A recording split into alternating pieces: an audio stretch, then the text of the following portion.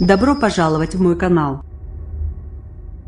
Tiangong-1, en vol incontrôlé depuis 2016, a fait son retour dans l'atmosphère un peu plus tôt que prévu, à 2h15 heure de Paris, au-dessus du Pacifique Sud.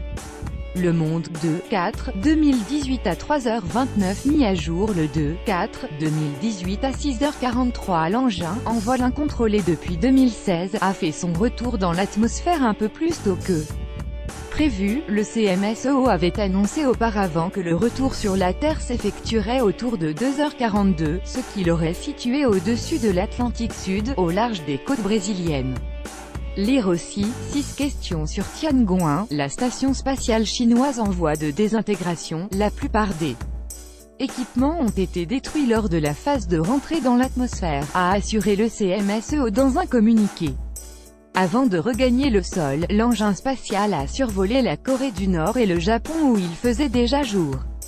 Les États-Unis ont confirmé le retour de l'appareil dans le Pacifique, évoquant cependant un décalage d'1 minute, 2h16 par rapport à l'évaluation chinoise, selon le Joint Force Space Component Command JFSCC, dont le réseau de radars a suivi la trajectoire de l'engin en coordination avec plusieurs pays, Allemagne, Australie, Canada, Corée du Sud, France, Italie, Japon, Royaume-Uni. Un palais céleste incontrôlable depuis 2016. Tiangong-1, qui signifie « palais céleste », est le premier laboratoire chinois à avoir été placé en orbite, en 2011, avant le lancement d'une station permanente prévue en 2023. Sa taille est comparable à celle d'un autobus 10,4 mètres sur 3,3 mètres, pour un poids de 8,5 tonnes au lancement. Elle était donc bien plus petite que la Station Spatiale Internationale, ISS, qui mesure 110 mètres sur 74 mètres, et pèse 400 tonnes. Elle était composée d'un laboratoire expérimental et d'un module de service, ainsi que de 2 panneaux solaires de 3 mètres sur 7 mètres chacun.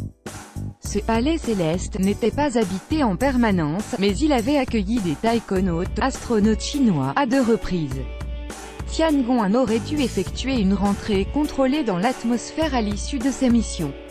Ses moteurs auraient dû être pilotés depuis le sol, pour que sa désintégration se fasse dans une zone non habitée, au-dessus de l'océan Pacifique.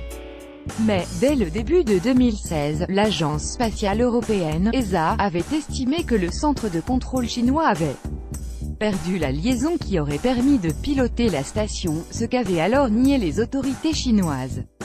En 60 ans de vols spatiaux, il y a eu quelques 6000 rentrées non contrôlées de gros objets fabriqués par l'homme, et un seul débris a touché une personne, sans la blesser, selon Stein Lemmens, un expert de l'Agence spatiale européenne, ESA. La station Tiangong-1 est le 50e plus gros objet à effectuer une rentrée non contrôlée depuis 1957, estime Jonathan McDowell, un astronome du Centre d'astrophysique Harvard-Smithsonian, aux États-Unis.